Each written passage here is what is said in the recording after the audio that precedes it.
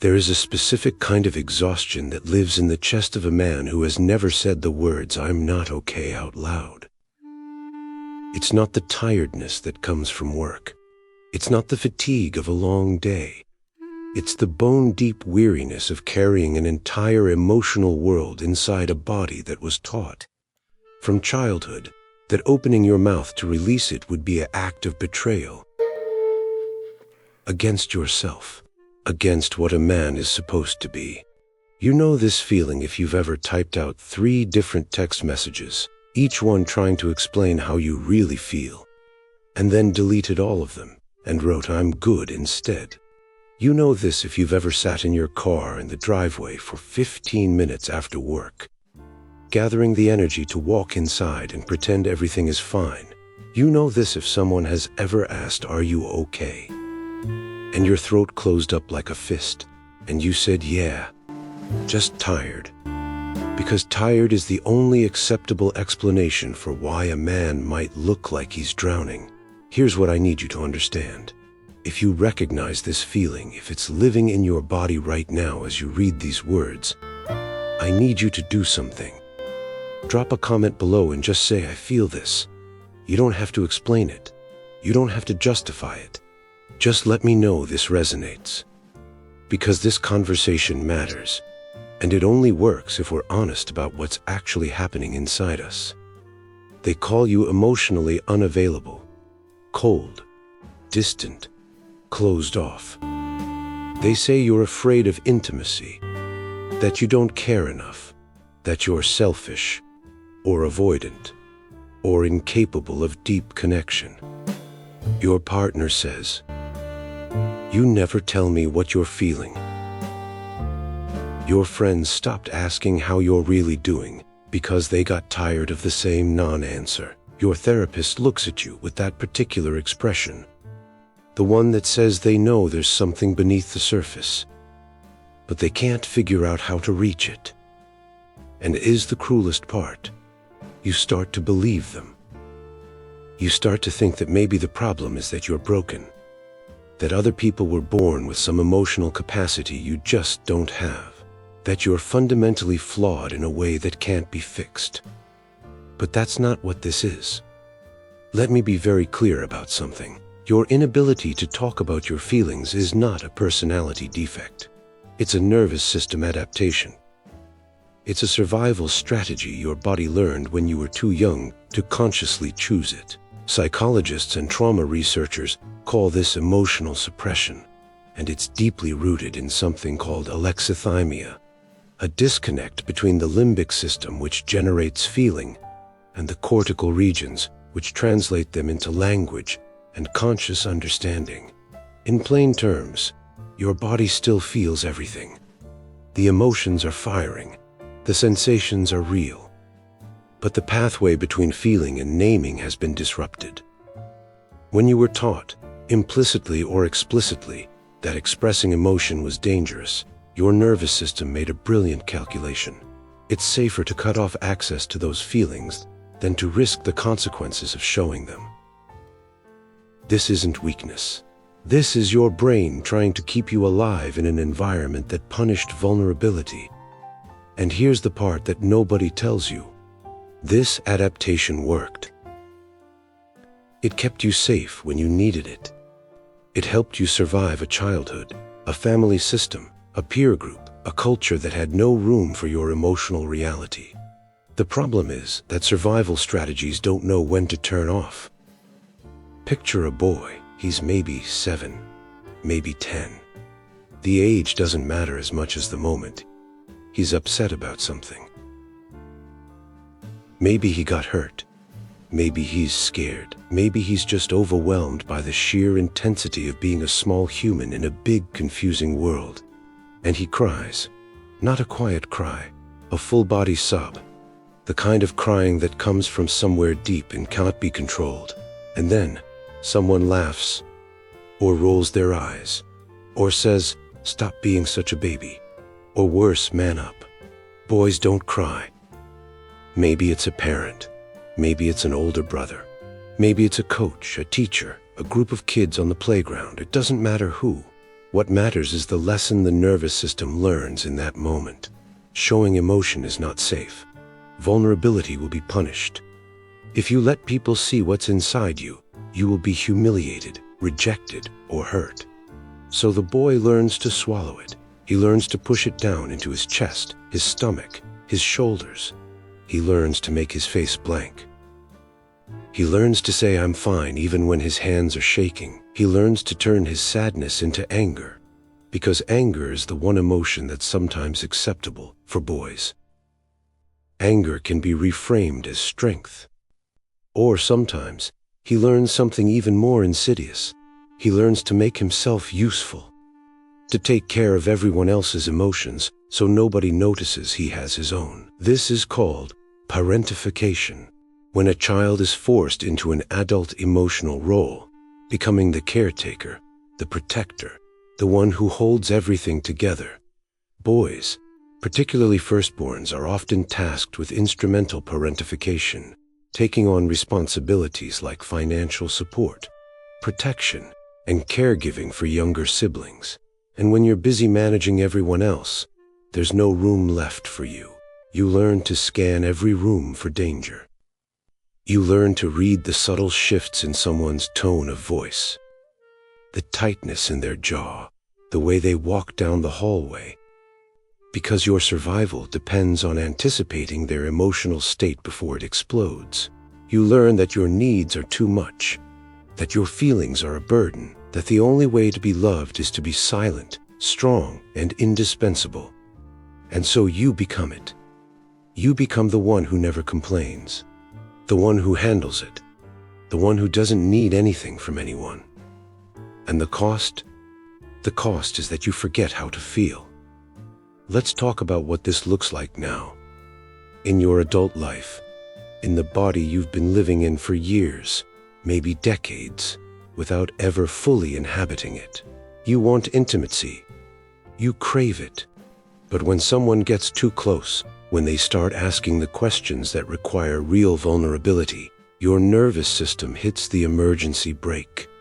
You shut down. Not because you don't care, but because closeness feels like suffocation. Because letting someone see the parts of you that you've spent your entire life hiding feels like standing naked in front of a firing squad. So you create distance. You pick fights about nothing. You stay late at work. You become irritable, cold, unavailable. And your partner feels it. They feel the wall you've built. They interpret your silence as rejection, as proof that you don't love them enough to let them in. But that's not what's happening. What's happening is that your nervous system is in dorsal vagal shutdown, a state where the body essentially powers down to protect itself from perceived danger. When you're in this state, you're not actively choosing to shut your partner out. Your body is doing it automatically, because vulnerability has been coded as a threat since you were a child. And the cruelest irony? The people you push away are often the ones you want most to stay. At work, you're the guy who never says no. You take on extra projects. You stay late. You solve problems before anyone else even sees them coming. People call you reliable, dependable, a leader. But inside, you're running on fumes. Because overfunctioning isn't productivity. It's a trauma response. It's the same pattern you learned as a child. If I make myself indispensable, I'll be safe. If I prove my worth through what I produce, I won't have to risk showing who I actually am. But the nervous system can't maintain that pace forever. Eventually, you burn out, or you blow up, or you quit without explanation, leaving everyone confused about why someone so successful would walk away. And you can't explain it, because you don't have the language for what's actually wrong. You just know you can't do it anymore. Your friendships are built around activities, not conversations. You watch sports together. You play video games. You work on cars, go to the gym, grab beers. And those things are good. They're real connection, but they're also a way to be close without ever having to say anything that matters. Because men aren't taught how to be emotionally intimate with each other. You were taught that emotional vulnerability with another man is weakness, that needing support is failure, that the only acceptable form of male closeness is through shared action, not shared feeling. So you have friends you've known for 20 years, and they have no idea what's actually happening inside you. And when something goes wrong, when you lose a job, when your marriage falls apart, when you're drowning in depression, you don't call them. Because you don't know how. Your body is keeping score. The emotions you don't express don't disappear. They get stored. In your jaw, which you clench without realizing. In your shoulders, which are always tight, always braced for impact. In your stomach, which hurts for no medical reason. In your chest, where there's a constant low-grade pressure that you've learned to ignore because it's just always there. You're exhausted, but you can't sleep. Or you sleep too much, but you never feel.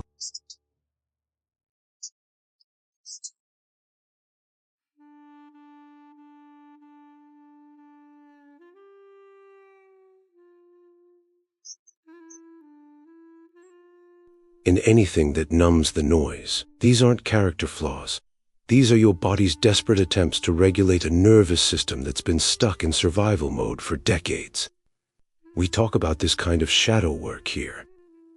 If you want to keep going deeper into these patterns, if you want to understand not just what's happening but how to actually change it, make sure you're subscribed. Because this isn't surface-level content. This is the real work. And it requires us to be willing to look at the parts of ourselves we've been avoiding. Here's the question you've probably asked yourself 1,000 times. If this pattern is so painful, why can't I just stop? Why can't you just open up?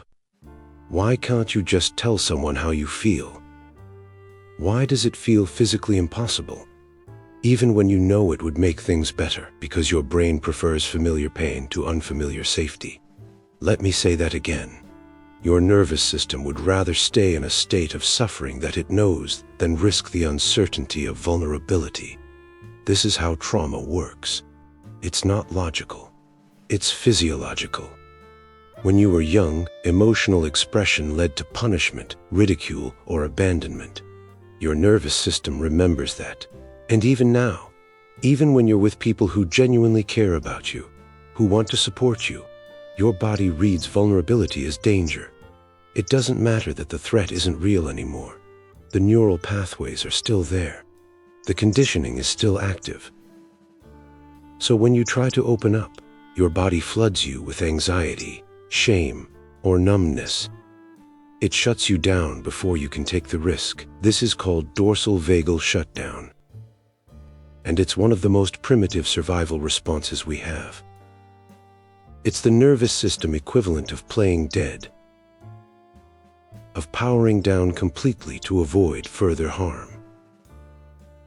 And when you're in that state, words don't come. Connection feels impossible.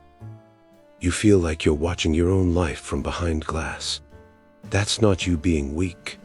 That's your body trying to protect you the only way it knows how. Here's the part where I don't tell you to just be vulnerable or learn to express your feelings.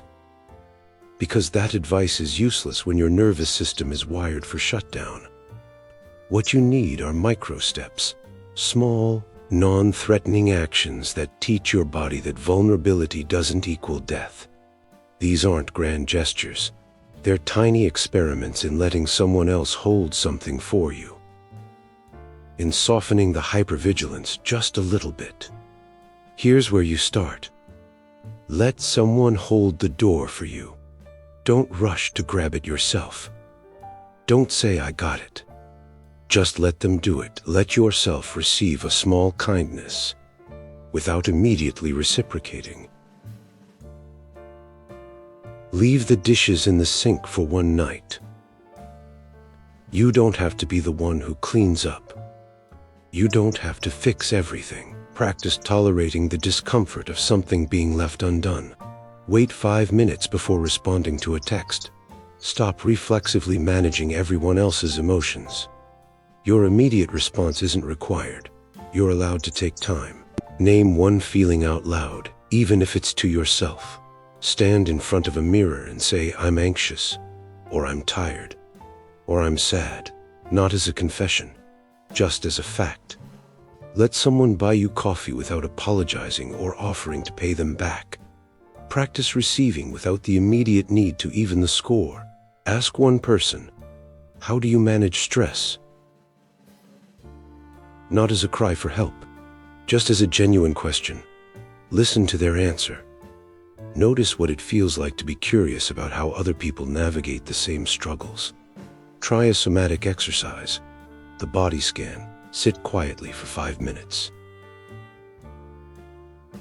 Close your eyes. Starting at your feet. Notice what you feel. Not what you think. What you feel. Move slowly up through your body.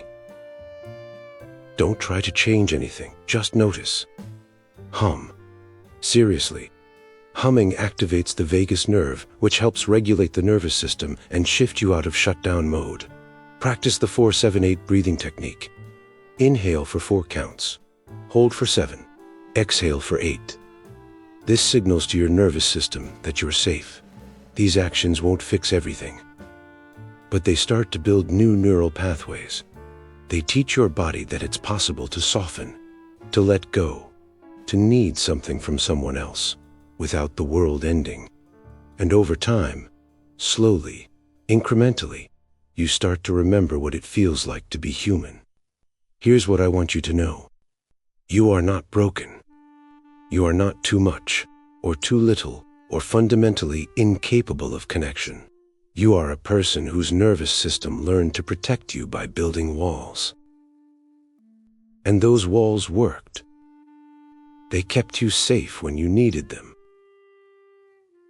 But you don't need them anymore. And the process of taking them down, brick by brick, breath by breath, is not about fixing yourself. It's about letting yourself rest. It's about learning that you can be seen and still be safe. That you can need something and not be abandoned. That your feelings are not too much for the people who truly love you. On the other side of this healing, there's a version of you who doesn't carry the world on his shoulders. Who can sit in a room with people he loves and actually feel present. Who can say, "I'm struggling," without his throat closing up. Who can cry without shame. Who can laugh without the constant undercurrent of dread. Who can rest without guilt. That version of you already exists. He's not someone you have to become. He's who you've always been, underneath the armor. And he's worth fighting for. So here's my final question for you, and I really want to hear your answer. Where are you in this journey right now? Are you still in the thick of the shutdown, trying to figure out if any of this is even real? Are you starting to take those first micro steps and noticing how hard and how necessary they are? Or are you somewhere further along, learning what it feels like to soften? Drop your honest experience in the comments. Not the polished version. The real one, because the only way we break this cycle is by telling the truth about what it actually costs to be silent. And if you made it this far, thank you for being here, for doing this work, for being willing to look at the parts of yourself that hurt. You're not alone in this.